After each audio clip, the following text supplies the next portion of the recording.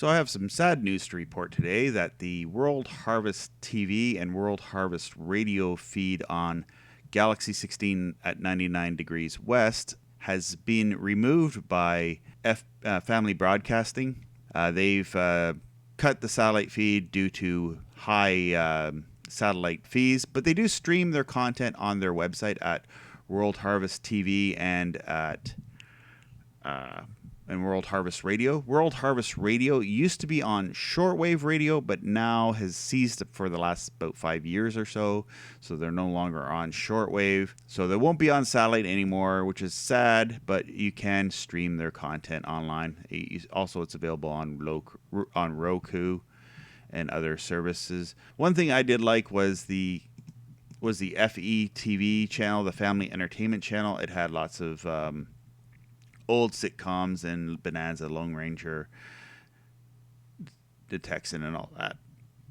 So sadly, it's gone. You can still stream it online. Go stream it. It is at wht.tv, and you can find it there and do a Google search for that. Part of the sad thing about it was to see it go is that it was always the strongest transponder in the middle of the arc where I lived. So I was able to pick it up with a 4-foot satellite dish.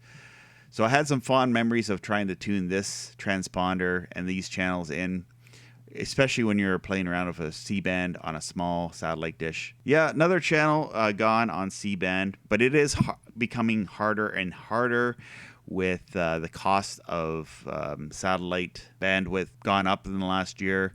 And there's other options such as streaming that are only not even a fraction of what the satellite uplink is. So that's what I got to report today. Thank you for watching. If you want more satellite videos, I have that on my channel at YouTube.com/RobbieStrike/videos, and check out my YouTube channel there. Thank you.